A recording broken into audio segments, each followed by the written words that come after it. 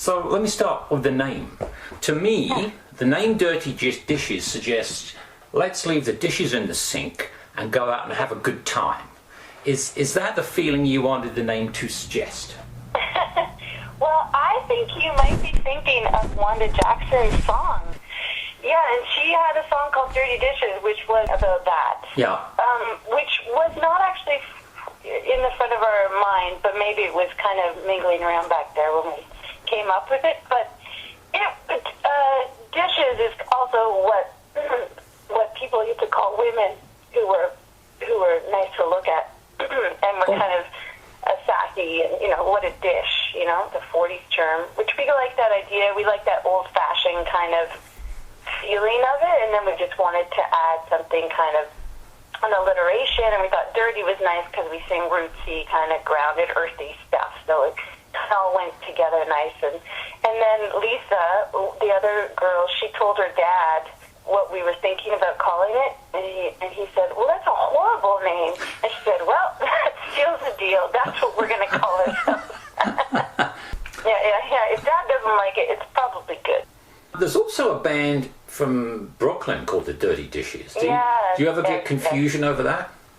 There has been once. It kind of worked in our favor. It was last year when we came up with our new album, and CBC was really excited about some of the songs, and so they were playing them a lot. And then they heard that Dirty Dishes was playing at the Silver Dollar, and it was the other band, but they were pushing their show with our music, so I don't know if anyone showed up for their show, but that's the only time. And we have to put all of our stuff online as Dirty Dishes Toronto so that we don't get mixed up.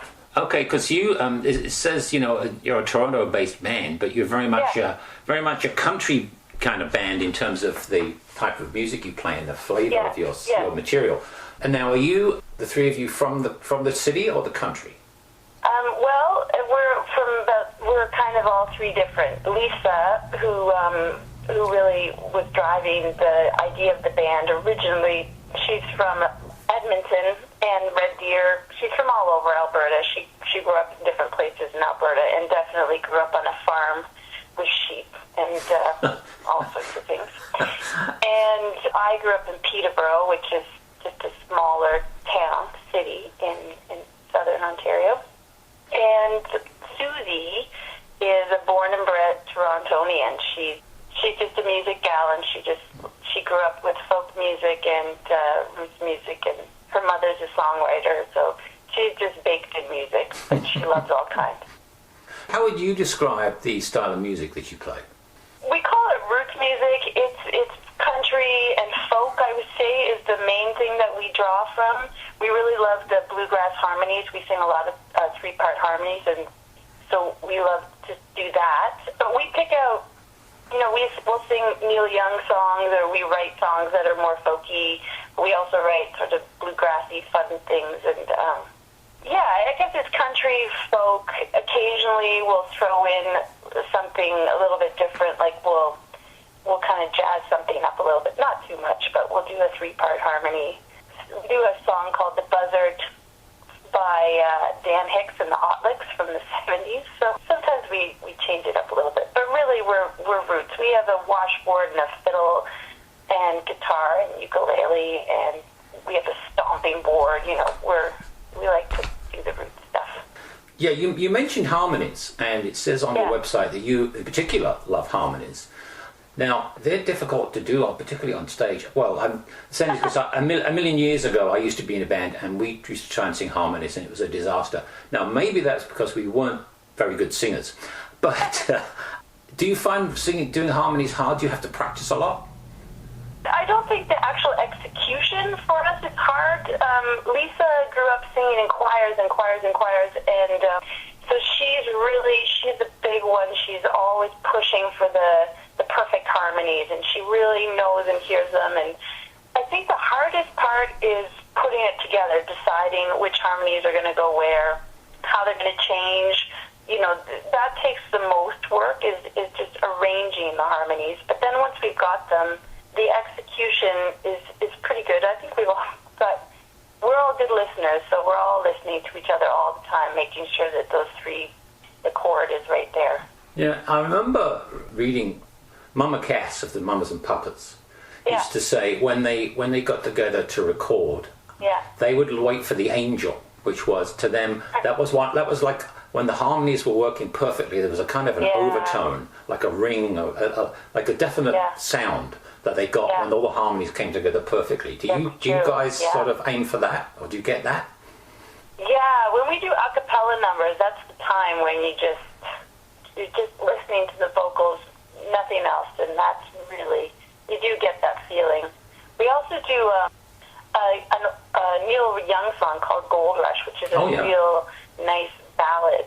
So there's tons of space in there as far as the instrumentation, and that one it always turns people's heads. It's just the melody, the harmony, it is one of those perfect places where there's an angel coming down for sure. You do hear that, yeah. Yeah, okay.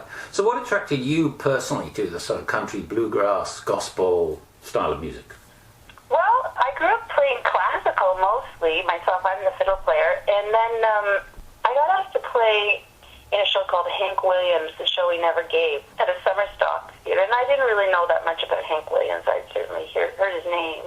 But then I spent a summer getting baked into this country tradition, learning how to play the style and listening to Hank Williams songs. And I thought, man, this guy wrote some great songs, and that was really my doorway into that music. And then I got sponsored by somebody to go down to Nashville and do this week-long workshop with all these amazing players. And then I got to go to the Ryman and also to the Grand Ole Opry, where I saw the White Family Singers, I think they were called, and I saw Ricky Skaggs playing and singing.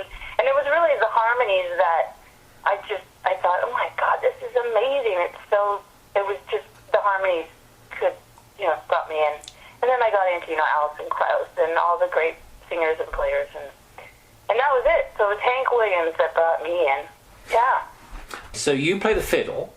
Yeah. Susie Wilde plays guitar and washboard, and Lisa Olafson plays guitar and ukulele.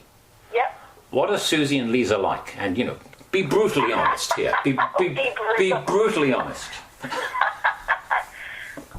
Well, Lisa is she's a dreamer, so she puts ideas together, and she is just a crazy hard worker, and she's like, when you watch her walk, she just like plows down the street.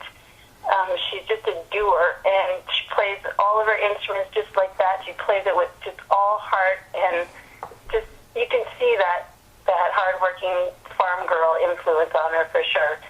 And Susie is, well, in another life, she plays a posh Spice in a Spice Girl tribute band. So she's really? very poised, and she's gorgeous, and she's very. She's been playing on stage since she was 5, so she's just got sort of an easy, relaxed playing style, and she's so at home on stage, and she's got this gorgeous, almost Joni Mitchell kind of voice, and she's a wicked songwriter. She just writes great. We don't know exactly what happened to her in her youth, but she certainly writes some good women power songs, so we love her songwriting. So when you say in her life she plays posh Spice, that was she doesn't actually do that. No, she does. She does. Is in really? Spice Girls tribute band, which I cannot think of the name of it right now, but she and her childhood friends put together a Spice Girls tribute band, and they play at universities and clubs around. They've been down in the States and out west and all over. It's a thing, yeah. Because Posh Spice was the one who never smiled. So that must be kind of tough for her to pull off, because you trio seem like a kind of fun bunch of people. We are fun, but Susie, that's true. She probably smiles the least of us all, but she has her own charm. She's a very watchable performer. She is, but that's true. She would smile probably the least of us. Okay. But that's good. You don't want 3 smiles on stage.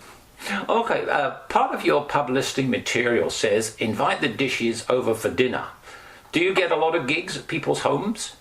Yeah, we do house concerts for sure. Yeah, we love to do those. Those are so much fun. I mean, if you've never been to a house concert before, you should look around your area and find out where you can, because it's just an amazing experience, I think, for the performer and the audience. Usually the host will either have a potluck, or sometimes if they love cooking for people, they'll cook something up, and then there's a concert, and we get to meet the people, at intermission and afterwards, and it's very interactive. It's usually a little bit more relaxed than, say, a theater-style show. So we get to talk to the audience, and they get to talk to us, and there's lots of joking, and you're right there with the music, and often people will sing along. So it's like it's just very heartwarming for everybody, I think.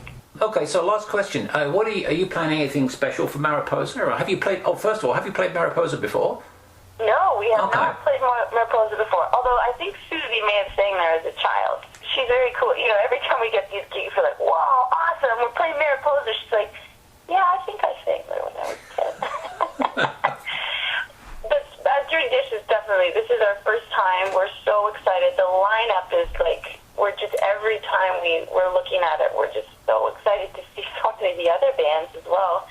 And yeah, we're working on some new songs right now. Actually, we're working on a Led Zeppelin cover that we're very excited to do, and we're writing some new songs. So we're just excited to come out and bring our best and have a good time with the people there. Well, listen, I think that's about all I've got to ask you today. Do you have anything you'd like to add? Come on over to our website at www.dirty-dishes.ca so you can listen to our music and get excited, watch the videos so that, you'll know what you want to come see when you come to Mariposa. And if you talk to the milk carton kids, tell them we would love to do a workshop with them. That's okay with us. Okay. Okay, you should mention the name of your latest album, too. Our latest album is called And Stay Out. That's a pretty good place to end it, I'd say. Thanks so much. Thank you very much indeed.